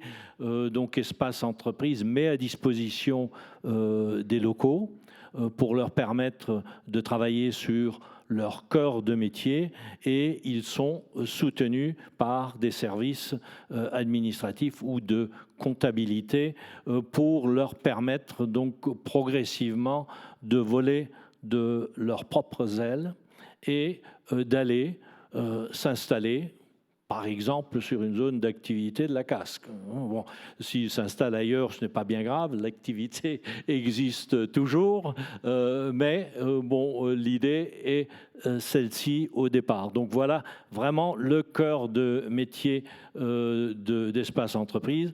Entre-temps, il y a une autre mission qui a été confiée notamment au directeur d'Espace Entreprise, c'est de créer le lien entre les entreprises du territoire et la communauté d'agglomération. Donc c'est un travail au quotidien, donc il s'agit de cultiver ce relationnel pour pouvoir détecter une demande particulière à un endroit ou à un autre et apporter le soutien qu'il faut. Donc voilà, Espace Entreprise. Et quant à l'aspect pépinière, eh bien ça tombe bien, on en a un exemple ce soir. Christian Guindon, Sarplast Industrie, a démarré à Espace Entreprise. Effectivement, il y a 25 ans, donc ça devait être au tout début de la création de l'espace entreprise. Sarplast a vu le jour à l'instigation de Gilles Lang, qui a piloté l'entreprise jusqu'en 2012, année durant laquelle j'ai repris l'entreprise. Et donc ça fait maintenant 11 ans que je suis aux manettes de l'entreprise. Donc il y a eu beaucoup d'eau sous les ponts, il y a eu beaucoup de réalisations, de belles réalisations faites. Aujourd'hui, Sarplast Industrie, c'est 17 millions d'euros de chiffre d'affaires, c'est une centaine d'emplois en incluant les intérimaires.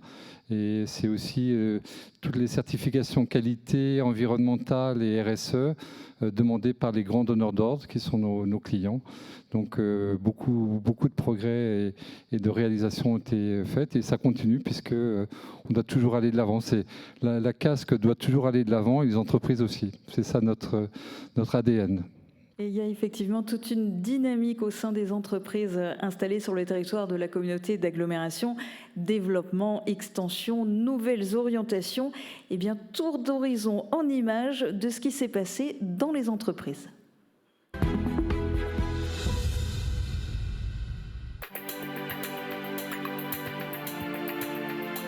Continental poursuit ses investissements avec un nouveau hall de stockage et des machines destinées à produire des pneus à haute valeur ajoutée. Le développement durable reste une priorité avec l'installation de panneaux solaires une nouvelle chaudière et la production de pneus à partir de matériaux durables ou recyclés. Enfin, Continental déploie des initiatives novatrices en digitalisation avec le projet TN-CGMS, soutenu par le plan France Relance et AI Proficient, financé par l'Union européenne. FICO Filtration, l'entreprise spécialisée dans le développement, la production et la distribution de filtres, compte aujourd'hui 15 salariés. Elle a récemment construit un nouveau bâtiment d'exploitation de 1400 m². L'Ubatex Group, distributeur de batteries à l'international, est en pleine expansion. La société va s'agrandir et prévoit un doublement de sa surface avec une extension de 2850 m². Elle compte 36 personnes sur Sarreguemines. Kimmel Transport va construire un nouveau bâtiment d'exploitation de 12 000 m². Elle emploie actuellement 80 personnes à Sarreguemines et 400 dans le groupe. Prince va prochainement construire un bâtiment d'activité de 900 m². La société est spécialisée dans la chape liquide et traditionnelle, le carrelage, le revêtement de sol, en distribution et pose.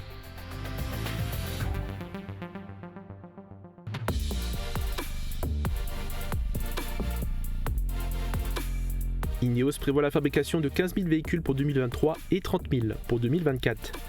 Ineos accélère également en matière de recrutement pour porter l'effectif à 1600 personnes.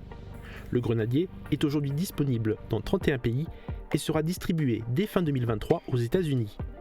Le véhicule rencontre d'ores et déjà du succès, notamment auprès des agriculteurs, viticulteurs, pour de l'utilisation forestière ou montagne, et des négociations sont en cours au niveau institutionnel, dans le domaine militaire ou pour les secours. Ineos a également développé une version pick-up nommée Quartermaster, une version électrique verra le jour en 2026. Une page se tournera avec l'arrêt de la production de la Smart en mars 2024. Le site continuera cependant à produire des planchers avant pour Mercedes jusqu'à 2027.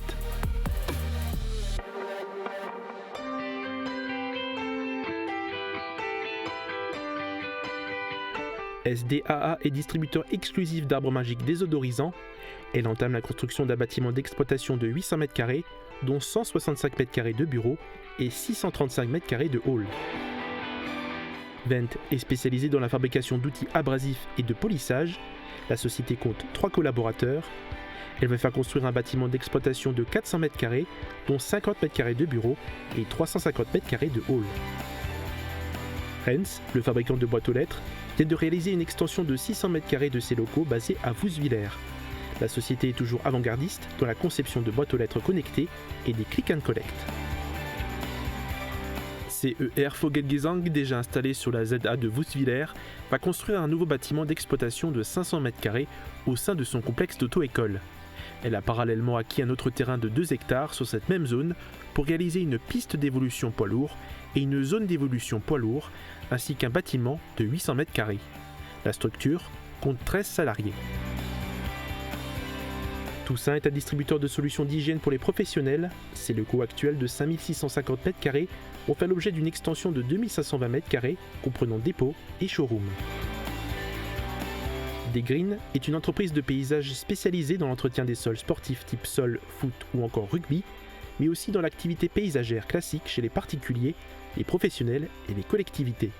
La société est en train de construire un bâtiment d'exploitation de 600 m², dont 80 m² de bureaux.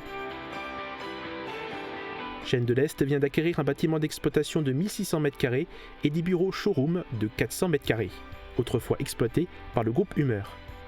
La société spécialisée dans la fabrication de parquets en chêne emploie aujourd'hui 90 salariés à Woeswiller.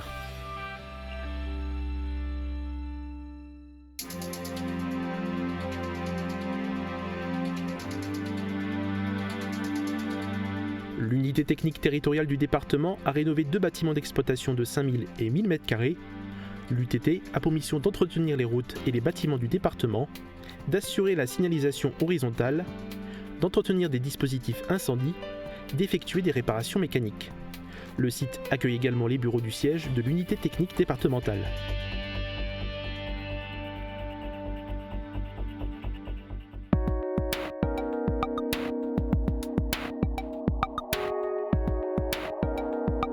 NPLog est spécialisée en transport, location d'engins et en conseil de stratégie logistique. La société a construit des locaux d'exploitation à Roulin, comprenant 150 m² de bureaux et 350 m² de hall. Elle a aussi de nouveaux projets sur la zone de Roulin. Malézieux, la société experte en assainissement, va s'installer sur la ZA de Roulin et y construire un dépôt pour camions et matériel d'exploitation.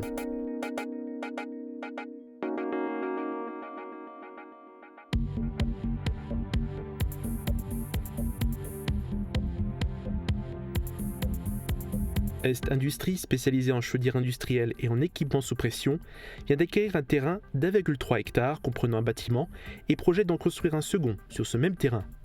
La société compte aujourd'hui 250 personnes. Le site Ineos Polymère à Sarralbe, comportant des activités classées Cveso Seuil Haut, fait l'objet d'un plan de prévention des risques technologiques PPRT. La société Ineos Polymère s'est donc engagée dans une stratégie ambitieuse de réduction des risques à la source en menant un large programme de travaux pour un montant de plus de 36 millions d'euros. L'État, la région Grand Est, le département de la Moselle, ainsi que la communauté d'agglomération Sarreguemines-Confluence ont été amenés à cofinancer ces travaux d'envergure. Ces travaux ont été réalisés dans les délais impartis en respectant le budget initial.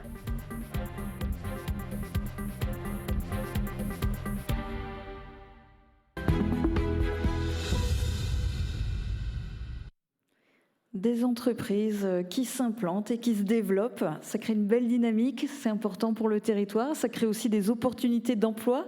Roland Roth, est-ce que c'est un élément moteur pour l'agglo ?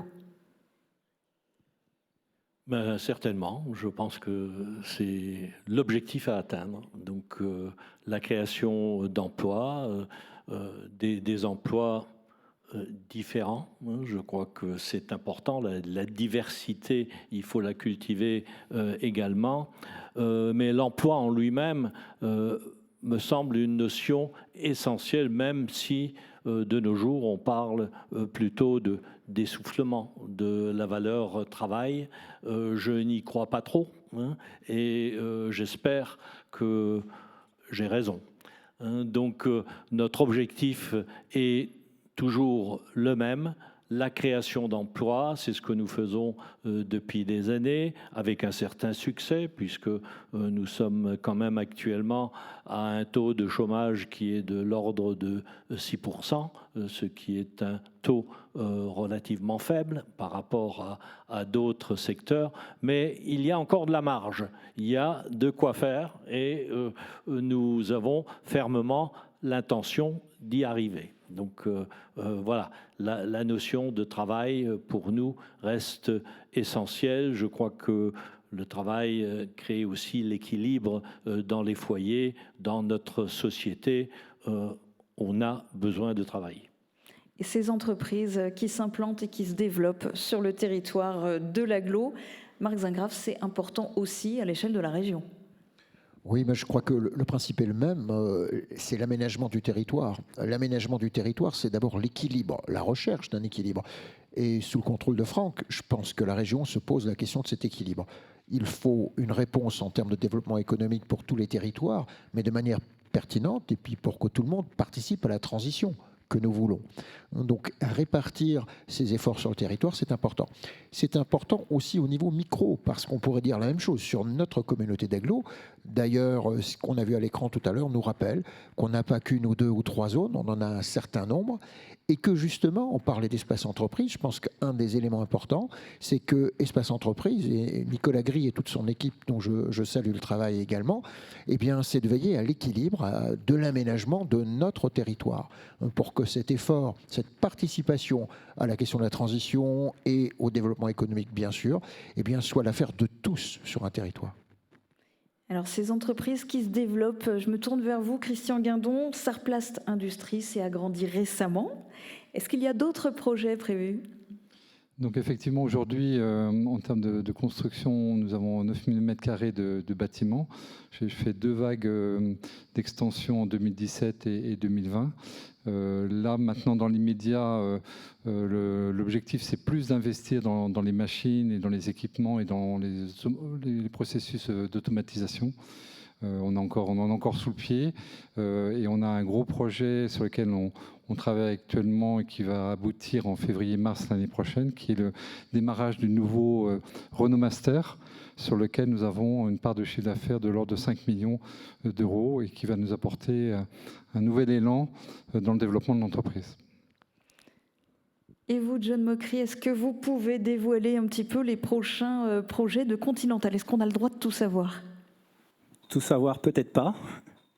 Par contre, vous avez pu le voir en introduction sur la vidéo, on a un certain nombre de projets actuellement en cours, mais l'objectif numéro 1 d'une entreprise comme Continental, c'est d'abord d'assurer la pérennité du site. Comment? Alors, on a plusieurs réponses. D'abord, en termes de qualité au niveau du groupe et en termes d'efficience, c'est-à-dire la productivité, on a pour objectif de rester sur le podium au sein de l'ensemble du groupe Continental, de tous les sites au niveau mondial dans la division pneumatique. C'est aussi l'introduction de nouveaux pneumatiques. On introduit un certain nombre de références par an. Vous l'avez pu le voir sur la vidéo. On a débuté la production de pneumatiques issus de matières recyclées. Et ces pneumatiques ont notamment équipé les véhicules du Tour de France qui sont équipés par Continental. Voilà, on équipe les véhicules du Tour de France, mais aussi un certain nombre d'équipes cyclistes. L'autre aspect, c'est la production de pneus à haute valeur ajoutée pour apporter de la valeur ajoutée au groupe. Ces pneus sont souvent des pneus de grosse taille ou aussi d'autres gammes de pneumatiques, comme les pneus nordiques, dont on a débuté la production cette année également. Dans ce contexte économique particulier, on voit que la complexité, c'est-à-dire le nombre de références, les tailles de lots, vont à la baisse. C'est lié au véhicule. Chacun aujourd'hui, quand il choisit un véhicule, il a tendance à choisir un certain nombre d'options et puis derrière découlent différents types de pneumatiques pour le véhicule. Cela amène à réduire notamment nos capacités de stockage, d'où l'extension qui a été évoquée ici. Ça va commencer prochainement, j'espère d'ici 1 ou 2 mois, mais on est en train de préparer la construction de 6000 m² de capacité de stockage, justement pour pouvoir stocker 100% de nos pneumatiques sur le site de Sarreguemines. 100% des pneumatiques fabriqués à Sarreguemines seront stockés sur site pour être livrés chez nos clients. Donc le site Continental continue d'investir, continue d'embaucher. On parle d'environ 60 embauches par an et on continue bien sûr de former notre personnel, mais aussi former des jeunes, une 60aine d'alternants par an. Et c'est peut-être le fruit du hasard, mais le chiffre 60 est important pour nous et spécialement pour l'année prochaine, parce que l'année prochaine, Continental va fêter son 60e anniversaire à Sarreguemines. Et l'an prochain, Jean-Jacob Boomvikers, on est bien d'accord, l'an prochain, dans cette vidéo des actualités des entreprises, on verra les images du début du chantier au Le Solis. Je l'espère. C'est ce qu'on espère de tout notre cœur. On travaille d'arrache-pied avec mes équipes pour y arriver, et avec bien sûr les équipes de la Casque et de la région. Jean-Jacob Boomvikers, quel est le regard que vous portez sur la toute prochaine implantation de Weerts, qui sera votre voisin ? Alors, je constate que M. Weerts est d'origine belge, que moi je suis d'origine néerlandaise, et avec son accent, je sais qu'on va parler flamand ensemble. Donc, une première part, j'en suis très heureux. Deuxièmement, je pense qu'il a fait une bonne décision. Il a pris une bonne décision. Je pense qu'il a eu le même soutien que nous avons eu de la part de la communauté d'agglomération de Sarreguemines-Confluence. Et nous avons, en notre arrivée ici, ressenti un immense accueil et de faire partie d'un voisinage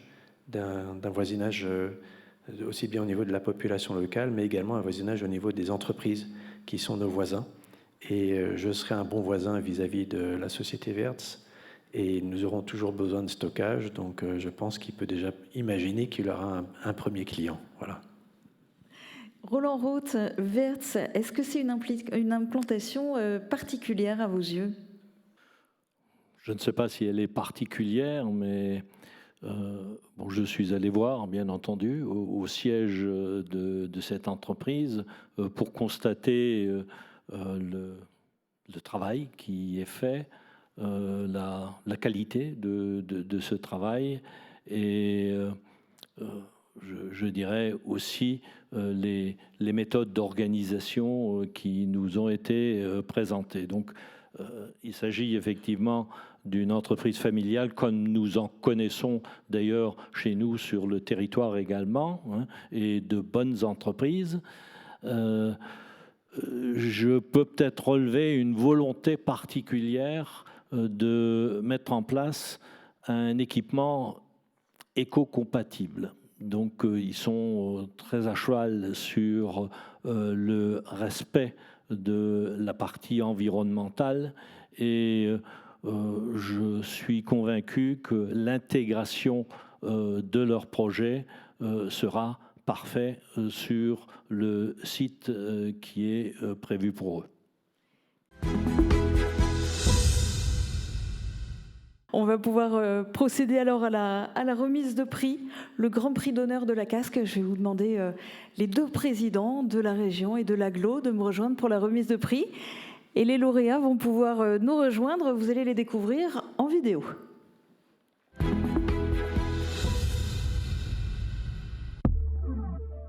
BH, deux lettres qui s'imposent depuis bientôt 30 ans comme une référence dans le domaine de l'électricité générale. À l'origine de la société, un homme, Jean-Paul Brard, et un rêve de gosse. Le fait de créer une entreprise, c'était un rêve d'enfant.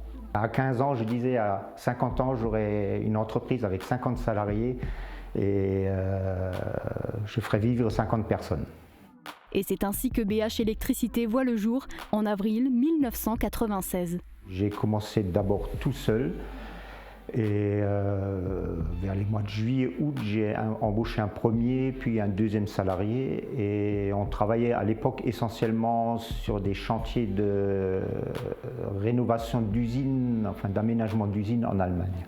On travaille un peu dans tous les domaines de l'électricité, de la simple installation domestique à des installations dans des usines, de l'alarme intrusion, de la vidéosurveillance, enfin on travaille vraiment dans tous les domaines. La dernière activité qu'on a développée, c'est les réceptions télé, antennes télé, SAT et télédistribution. On a toujours essayé de baser l'évolution, le développement de l'entreprise sur la connaissance, sur les avancées technologiques. BH Électricité compte environ 300 clients réguliers, en majorité des professionnels. Dans notre clientèle habituelle, on a un peu tous les secteurs administratifs de la région. Après, on a des magasins comme Intermarché, des restaurants. Et après, ce sont des clients institutionnels qui ont des interventions à faire ou sur appel d'offres comme Aéroville. C'est vraiment très, très, très diversifié.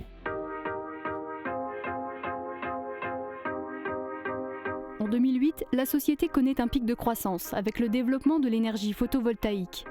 C'est encore aujourd'hui une grande partie de son activité. On fait vraiment l'ensemble de la prestation, de l'étude de faisabilité jusqu'à la réalisation et tout en autonome. On n'a aucune sous-traitance et rien dans ce domaine. Sans vouloir être prétentieux, je pense qu'on est quand même l'entreprise dans ce domaine la plus performante. Chaque année, les équipes mènent une centaine de chantiers d'installation de panneaux photovoltaïques. Lorsqu'on demande à Jean-Paul ce qui fait la réputation de BH Électricité, il souligne l'efficacité de ses techniciens.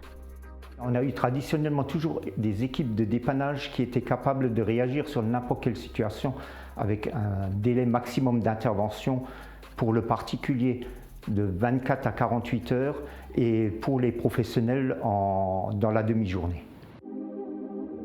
BH Électricité, c'est 27 collaborateurs, dont une quinzaine d'opérateurs de terrain, qui interviennent généralement sur un rayon d'environ 60 km. Dépannage, maintenance, automatisme, éclairage public, climatisation, réseau informatique, domotique, les domaines d'expertise se multiplient au fil des ans en suivant le cours des innovations technologiques. L'électricité est un secteur florissant et qui offre à l'entreprise un avenir serein. Et l'avenir, c'est Nicolas, le fils de Jean-Paul, qui le tient désormais entre ses mains lui qui travaille dans l'entreprise de son père depuis 2015. J'ai eu la chance depuis mon plus jeune âge de suivre les traces de mon père, de participer à la vie de l'entreprise. L'objectif pour moi aujourd'hui, c'est déjà de continuer dans les traces de mon père, donc de persévérer dans la formation des jeunes apprentis et d'être sur les métiers de niche tels qu'aujourd'hui les énergies renouvelables et donc le photovoltaïque qui avec les coûts des énergies est quelque chose de très important aujourd'hui.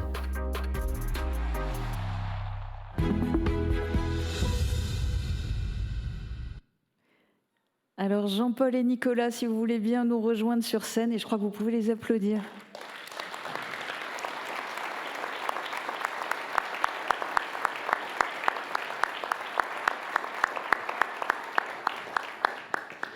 Alors il y a un diplôme qui va vous être remis, peut-être par le président de l'Aglo. Messieurs, bras. Donc, j'ai le grand plaisir de vous remettre ce soir, sous la forme de ce diplôme, le Grand Prix d'honneur 2023 de notre communauté d'agglomération. C'est un jury qui a fait le choix, que j'ai le plaisir de présider. Ce jury a choisi une entreprise bien connue dans le secteur de Sarreguemines, bien connu pour son savoir-faire, son dynamisme, et qui a réussi à prendre le virage de la transition énergétique, puisque quand on suit votre évolution, on se rend compte que vous vous êtes spécialisé progressivement dans des outils qui, aujourd'hui, finalement, charment le public, les pompes à chaleur notamment, et puis, pour finir, le photovoltaïque. Alors, il faudra patienter un peu avant de pouvoir acheter vos panneaux sur le site de Hambach, mais bon, ça arrivera, j'en suis convaincu. Et en attendant, je vous souhaite une très bonne continuation dans votre activité et je vous propose de les applaudir une nouvelle fois.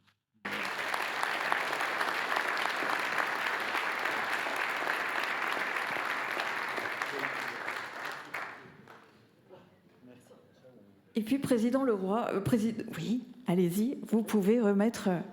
Attention, c'est fragile, ça casse, c'est du vrai. Félicitations. Merci. Le secteur électrique est un secteur qui va croître fortement dans les années qui viennent, puisque la transition écologique nous impose de quitter les énergies fossiles et les usages électriques sont de plus en plus courants, sans faire de jeu de mots. Et on va avoir besoin de professionnels aguerris pour contribuer à cette transition écologique. Je vois que vous en êtes...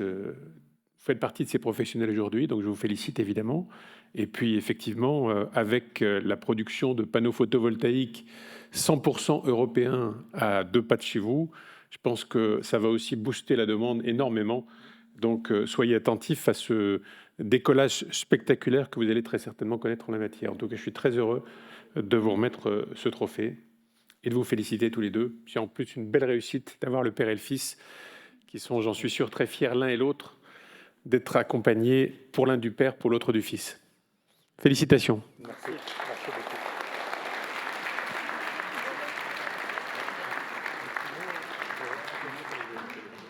Donc, je remercie M. Leroy et M. Roth pour ces prix. Je remercie l'ensemble de nos clients, dont beaucoup sont dans la salle. Parce que, comme dit, en gros, nous comptons 350, 360 clients qui ont eu appel à nous au moins une fois par an sur les 3 dernières années. Donc je pense que c'est un chiffre important et qui montre qu'effectivement, on a su s'implanter et être là pour les gens qui ont besoin de nous. Au niveau du développement de l'entreprise, effectivement, après maintenant 28 ans, ça a été un plaisir de développer chaque activité l'une après l'autre, aussi bien le photovoltaïque qui était une passion pour moi depuis 1999, j'ai fait la première installation, donc ça date de longtemps avant que tout le monde s'y intéresse. En 2006, on a vraiment commencé à travailler un peu dans le photovoltaïque un peu plus régulièrement. Et naturellement, le gros boom en 2008, 2010, 2012. Et depuis, on a toujours gardé le nez dedans en essayant de se tenir au courant des nouvelles technologies, des avancées technologiques et de suivre le mouvement sans se laisser emporter par l'engouement de tout ce système, en restant raisonnable dans ce qu'on faisait et en maîtrisant l'ensemble de la filière de l'étude jusqu'à l'installation et la mise en service des systèmes qu'on pose. Donc, le développement, comme dit, a toujours été beaucoup basé sur la formation. De mémoire, on a formé dans les 150 apprentis. Depuis, on a commencé en 98, je crois, le premier apprenti. 150 apprentis formés depuis 98. On est rentré dans différentes technologies. La dernière qui a été développée en dehors des réceptions SAT, enfin tout ce qui est réception télé et des choses comme ça, c'est aussi la climatisation et les pompes à chaleur qui était un des dadas à Nicolas. Donc on a continuellement été à l'écoute de nos clients. Essayer de garder un service constant et présent et de se former pour rester dans ce que nos clients attendaient de nous. Et c'est comme ça qu'on arrive à développer notre entreprise. Et j'imagine très bien, sans aucun problème, que Nicolas va continuer tout ça, parce qu'il a pris un peu, pour des raisons un peu particulières, il a pris ça à pied levé, bien qu'il était déjà bien dans l'entreprise. Mais il s'y est engagé à fond et la manière dont il s'y investit, il ne peut que réussir.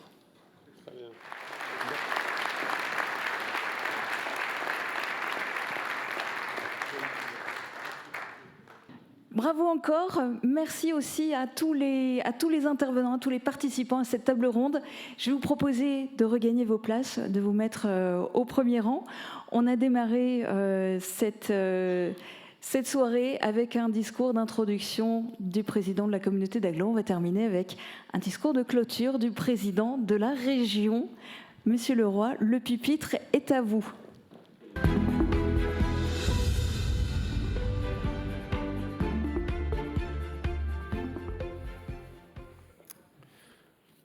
Monsieur le Président, cher Roland, je te salue à nouveau.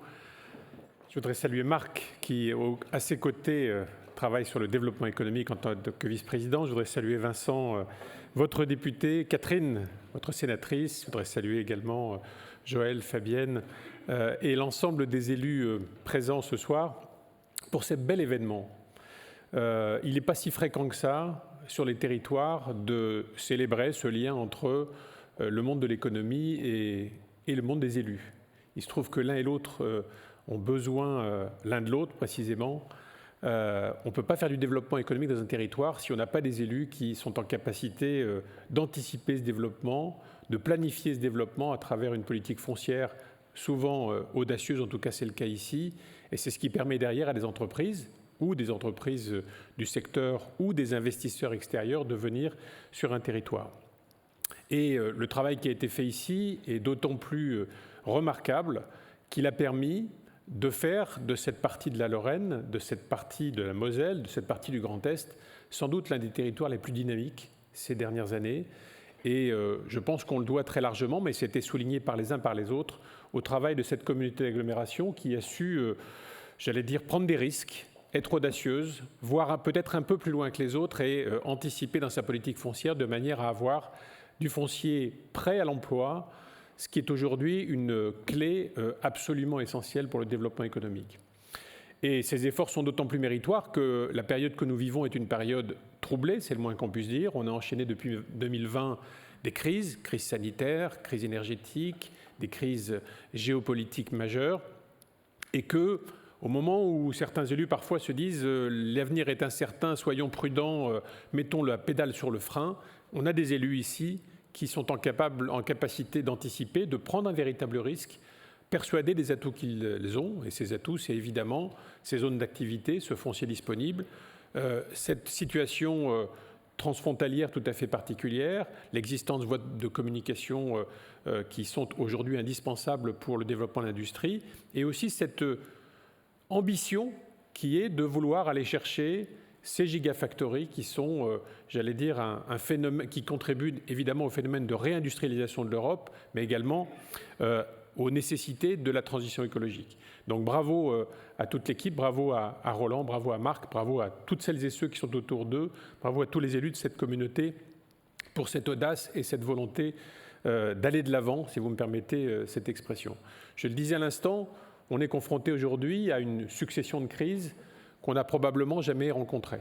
En tout cas, peut-être que la seule référence qu'on pourrait avoir, c'est la reconstruction au lendemain de la Deuxième Guerre mondiale, tant l'effort que nous avons à faire est important. On vivait sur un rythme de développement économique globalement assez soutenu, et puis les premiers prémices, les premiers signes de la crise sont apparus.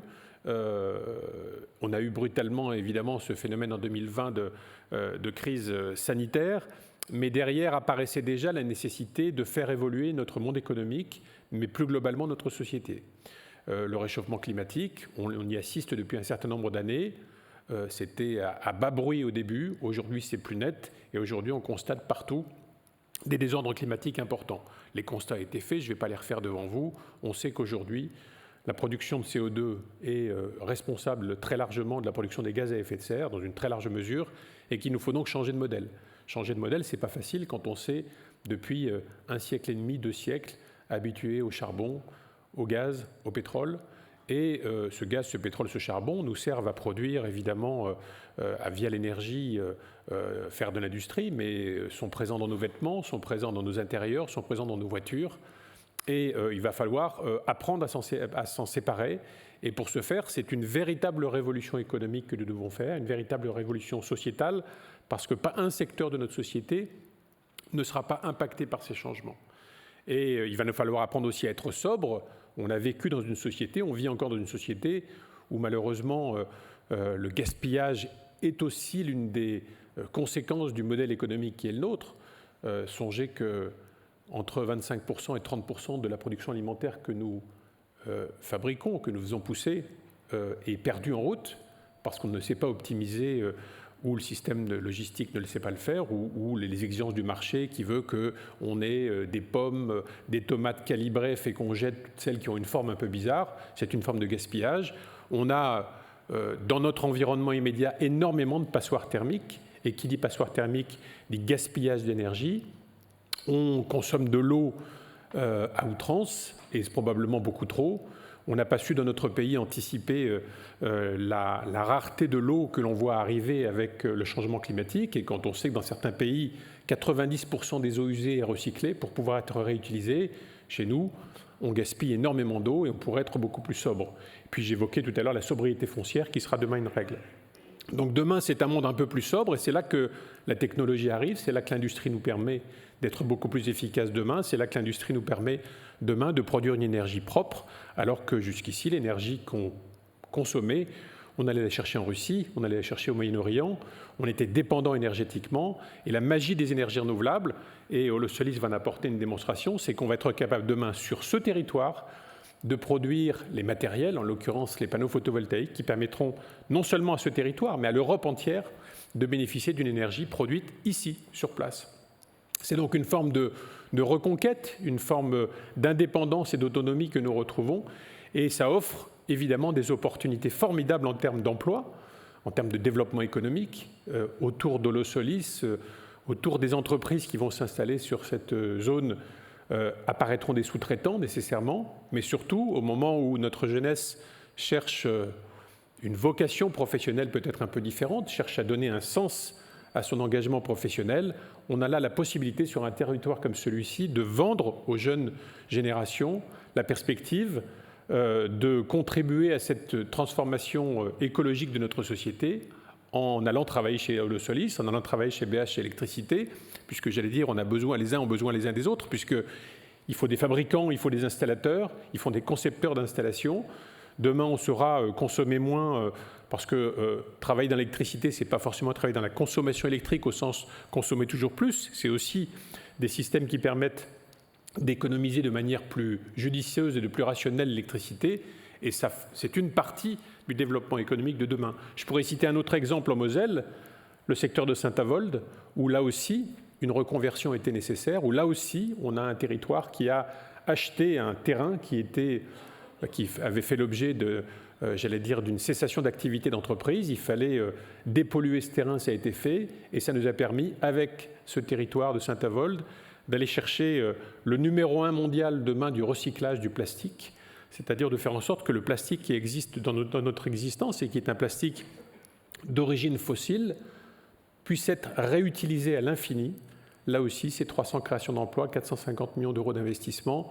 Et avec Carbios, un autre projet qui se situe en Meurthe-et-Moselle, c'est l'assurance d'être demain le leader européen du recyclage du plastique, un recyclage éternel, puisque le système employé par l'usine, l'entreprise Loop, qui est une entreprise canadienne, qui vient avec un allié coréen du Sud et un allié français, Suez, va nous permettre demain de disposer d'atouts, là aussi en Moselle, pour pouvoir répondre aux besoins de l'économie de demain, l'économie circulaire, l'économie qui repose sur un système énergétique propre, et une économie qui va nous permettre finalement d'aller à la reconquête de l'industrialisation de la France, qui était une nécessité, la reconquête de l'industrialisation de l'Europe d'une manière générale, pour être moins dépendant des pays lointains. On a longtemps pensé qu'on pouvait finalement se passer d'industrie, qu'on pouvait, nous, avoir des emplois de service, et puis d'envoyer l'industrie en Asie ou ailleurs. On se rend compte que cette vision du monde était une vision erronée, et il faut aller à la reconquête de notre économie à travers ces exemples. Je ne vais pas être plus long, je pourrais vous en parler pendant encore un grand moment, mais je crois que comme moi, vous avez la gorge sèche et que vous aspirez peut-être à manger ou à partager quelques cocktails ou quelques gourmandises. En tout cas, je voudrais vous dire que c'est avec un immense plaisir que j'étais parmi vous ce soir. Je voudrais dire à Roland et à toutes ses équipes qu'on est évidemment à leur entière disposition. Derrière Holosolis, il y a encore d'autres projets qui peuvent naître. Il y a des problématiques de formation, on sera aux côtés de l'entreprise évidemment, parce que 1700 emplois à créer, il ne s'agit pas d'aller les piquer chez les voisins, le risque peut exister. Il s'agit de former des jeunes, il s'agit de permettre la reconversion d'un certain nombre de salariés. On sait que le secteur automobile, j'étais hier midi avec Luc Châtel, qui est le président de la plateforme automobile, qu'on va assister dans le secteur automobile à des changements importants. Ces changements vont être conséquents, puisque très certainement le parc automobile va changer assez fondamentalement d'ici 2035, d'ici 2040. Ça veut dire qu'on sait très bien que le véhicule électrique a besoin de moins de main-d'œuvre qu'un véhicule thermique. Il va falloir anticiper ces changements, faire de la gestion prévisionnelle des emplois et des compétences pour faire en sorte qu'on a pu s'assurer la reconversion de certains techniciens d'un métier à un autre. Ça aussi, c'est un travail que la région devra faire avec les autorités de l'État qui nous accompagnent sur ce genre de projet, avec également les autorités académiques s'agissant des nouvelles filières de formation qu'il va falloir développer sur ce territoire, sur les territoires voisins, pour faire en sorte que vous ayez demain, vous en tant qu'entrepreneur, et quel que soit votre secteur d'activité, des jeunes qui puissent, au sortir de leurs études, s'orienter vers vos entreprises pour vous accompagner dans votre développement. Voilà, merci en tout cas beaucoup pour cette soirée. Merci pour l'optimisme qu'on sent dans l'esprit des uns et des autres. On a tendance à considérer que quand on écoute les chaînes de télévision, on a envie de prendre une corde et de se pendre, parce que 90% des informations qu'on a sur les chaînes d'infos, ce sont des informations toujours négatives. Alors il y a des choses qui vont mal dans notre pays, il y a des choses qui vont mal dans le monde, mais il y a aussi des entrepreneurs.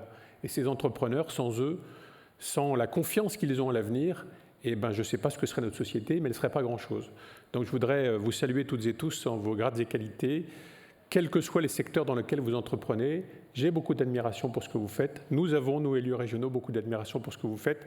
On a besoin de vous et vous avez besoin de sentir que la région est à vos côtés, que la CASC est à vos côtés, que l'État est à vos côtés, et l'État sait faire dans un certain nombre de domaines, même s'il y a quelques lourdeurs parfois. Et je pense que nous devons porter ce regard optimiste, confiant vers l'avenir. D'abord parce que c'est le meilleur moyen de préparer cet avenir. On n'avance pas vers l'avenir en regardant dans le rétroviseur comme le font certains. On le fait avec détermination parce qu'on est persuadé que ce pays, que cette région, que ce département, que cette communauté d'agglomération ont un avenir, ont de la ressource, et que si on arrive à travailler ensemble, si on arrive à se parler, si on arrive à travailler ensemble de manière constructive, on réservera aux générations futures un avenir plutôt sympathique. Merci beaucoup.